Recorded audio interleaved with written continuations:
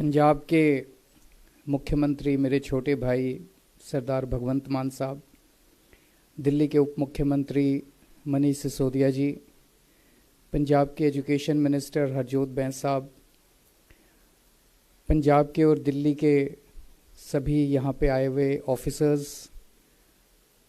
सभी teachers, principles, vice principles और सभी भाइयों बहनों, आप सब लोगों को मेरा नमस्कार, प्रणाम, सत श्री अकाल। सबसे पहले मैं भगवंत मान साहब का दिल्ली में और आज इस कार्यक्रम में तहे दिल से बहुत बहुत स्वागत करता हूँ। पंजाब के एजुकेशन मिनिस्टर हरजोत बैंस साहब का मैं आज इस कार्यक्रम में स्वागत करता हूँ और हमारे सारे जितने प्रिंसिपल्स ट्रेनिंग लेके आए हैं पंजाब से, पंजाब के जितने प्रिंसिपल्स ट्रेनिंग लेके आए हैं और जो ऑफिसर्स पंजाब से आए हैं, उन सब लोगों का मैं आज तहे दिल से दिल्ली में स्वागत करता हूं और इस कार्यक्रम में स्वागत करता हूं। सबसे बड़ी बात जो इस ट्रेनिंग, जो आप प्रिंसिपल्स ट्रेनिंग लेके आए हैं, एक सबसे बड़ा संदेश इस ट्रेनिंग का ये है, मैं नहीं समझता आज तक पिछले 75 साल में पंजाब के अंदर किसी भी सरकार ने अपने टीचर्स या प्रिंसिपल्स को विदेश ट्रेनिंग के लिए भेजा होगा। किसी ने नहीं भेजा आज तक। विदेश तो छोड़िए, मुझे नहीं लगता कि किसी भी सरकार ने आपको देश के दूसरे हिस्से में कभी ट्रेनिंग के लिए भेजा होगा। सभी सरकारों में सरकारी स्कूलों की एजुकेशन जो है वो वो मायने ही नहीं रखती है, वो उसकी प्रायोरिटी लिस्ट में ही नहीं आती है। जैसे अभी भगवंत मान साहब कह रहे थे कि सिंगापुर वालों ने कहा जी हमने तो कॉम बना दी, हमारे यहाँ बाकी सारी चीज़ें, सड़कें बनानी है, ये बनानी है, वो बनानी है, बाकी सारी चीज़ों की प्रायोरिटी होती है, लेकिन कभी भी सरकारी स्कूलों के अंदर गरीबों के बच्चों को शिक्षा दी जा रही है, वो कभी प्रायोरिटी नहीं होती है। आपको सिंगापुर ट्रेनिंग में भेज के मान साहब की सरकार एक बहुत बड़ा संदेश ये दे रही है कि हमारे लिए शिक्षा सबसे अहम, सबसे बड़ी प्रायोरिटी है। हम शिक्षा के अंदर पैसा खर्च करेंगे, हम अपने टीचर्स को, प्रिंसिपल्स को तैयार करेंगे और उसके लिए जितने भी पैसे की ज़रूरत होगी, पैसे की कमी नहीं होने देंगे। पिछले 1 साल हो गया सरकार बने हुए, 1 साल के अंदर पंजाब के शिक्षा मंत्री अभी तक विदेश नहीं गए, पंजाब के प्रिंसिपल्स विदेश होके आ गए हैं।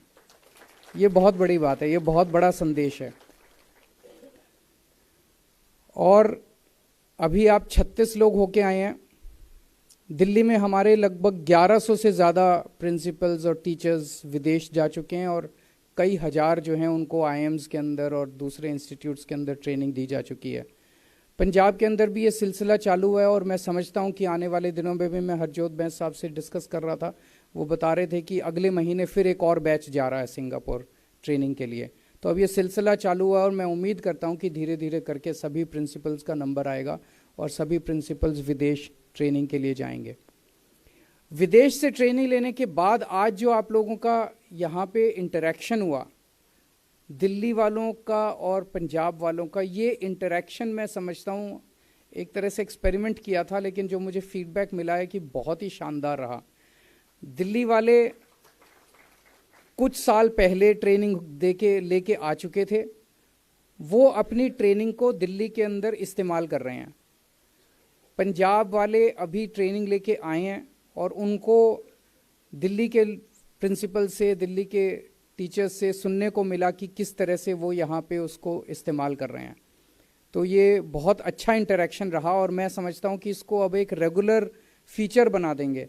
जितने भी पंजाब के टीचर्स या प्रिंसिपल्स विदेश ट्रेनिंग लेके आएंगे, उनको पंजाब जाने के पहले यहाँ पे दिल्ली के ट्रेनिंग लिए हुए टीचर्स और प्रिंसिपल्स के साथ इंटरेक्शन करवाया करेंगे, ताकि एक दूसरे के साथ बातचीत करने का मौका मिले।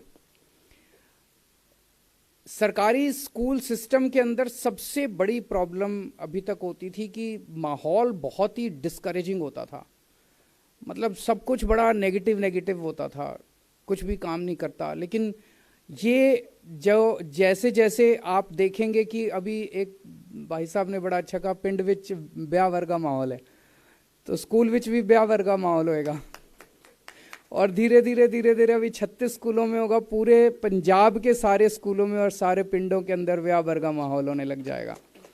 तो आज जिस तरह से यहाँ पे इतनी पॉजिटिव एनर्जी मैं देख रहा हूँ, जब पंजाब के और दिल्ली के टीचर्स ऑफिसर्स आपस में मिल रहे हैं, और धीरे धीरे जब आप वापस जाओगे, आप वहाँ डिस्कस करोगे, अपने स्कूल में डिस्कस करोगे, अपने पिंड में डिस्कस करोगे, तो धीरे धीरे ये पॉजिटिव एनर्जी जो है ये पूरे सिस्टम के अंदर, पूरी व्यवस्था के अंदर फैलनी चालू होगी। ये बहुत ज़रूरी है। दिल्ली में जैसे ही हमारी सरकार बनी, हमने सबसे पहले ये काम किया, जैसे अभी मनीष जी ने बताया था बीच में, कि हमने पहले जब हमारी सरकार बनी, बाकी सारे काम करने बड़े आसान थे।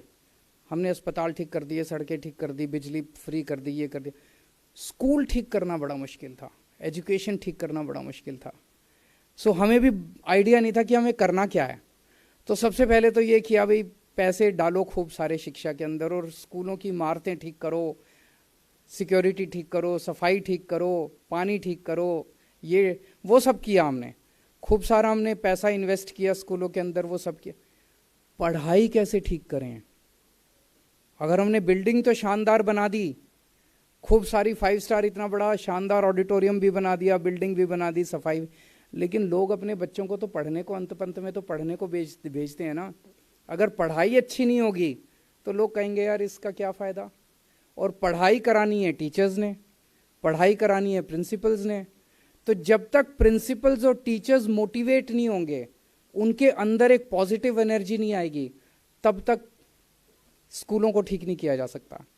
तो हमने शुरू में, जैसे मनीष जी ने कहा कि शुरू में हमने इंफ्रास्ट्रक्चर के ऊपर खूब इंसिस्ट किया, और उसके बाद फिर हमने टीचर्स को और प्रिंसिपल्स को बहुत बड़े स्तर के ऊपर ट्रेनिंग के लिए जगह जगह भेजना चालू किया, देश में विदेश में, और भी बहुत सारे मेजर्स लिए। और उसकी वजह से जब रिजल्ट्स आने लगे, बच्चों के अच्छे अच्छे नतीजे आने लगे, इंजीनियरिंग में एडमिशन होने लगे, मेडिकल में एडमिशन होने लगे, 99.7% नतीजे आ गए, तब लोगों को लगने लगा यार ये तो बहुत बड़ी क्रांति आ गई। अब दिल्ली के अंदर प्राइवेट स्कूल छोड़ छोड़ के बच्चे अब सरकारी स्कूलों के अंदर भर्ती करा रहे हैं अपने बच्चों को। इस तरह की फैसिलिटी कहाँ मिलती है? प्राइवेट स्कूलों में भी इस तरह की फैसिलिटी नहीं मिलती जो कि आज सरकारी स्कूलों के अंदर है। और मेरे को तो लगता है कि सरकारें अगर ठान ले, सरकारों की अगर सही नीयत हो, तो जो शिक्षा का स्तर सरकार दे सकती है वो प्राइवेट कभी नहीं दे सकते। प्राइवेट स्कूलों में 2 तरह के स्कूल हैं, एक जो छोटे मोटे प्राइवेट स्कूल होते हैं, उनके यहाँ तो मार्जिन ही इतने कम होते हैं कि वो तो हर चीज में कन्नी काटते हैं, वो तो कोई फैसिलिटी नहीं देते अपने बच्चों को। और एक होते हैं जो बिल्कुल 5 स्टार हैं, उन्होंने इतना पैसा कमा रखा, इतना पैसा कमा। मैं नहीं समझता कि पूरे देश में कोई ज़्यादा ऐसे स्कूल होंगे जो अपने टीचर्स को सिंगापुर, अपने प्रिंसिपल्स को सिंगापुर ट्रेनिंग के लिए भेजते होंगे। प्राइवेट सेक्टर में भी कोई ऐसा स्कूल नहीं होगा जो अपने टीचर्स को सिंगापुर भेजता है। सरकारें अगर चाहें तो बेस्ट एजुकेशन सिस्टम दे सकते हैं। हमारे पास पैसा है, सरकार के पास पैसा है। हम पैसा अगर इन्वेस्ट करना चालू कर दें तो हमारे स्कूल भी बेस्ट हो सकते हैं, हमारे टीचर भी बेस्ट हो सकते हैं, हमारे प्रिंसिपल्स भी बेस्ट हो सकते हैं, हम बेस्ट एजुकेशन दे सकते हैं। पर नीयत की बात है, प्रायोरिटीज की बात है कि सरकार की प्रायोरिटी क्या है।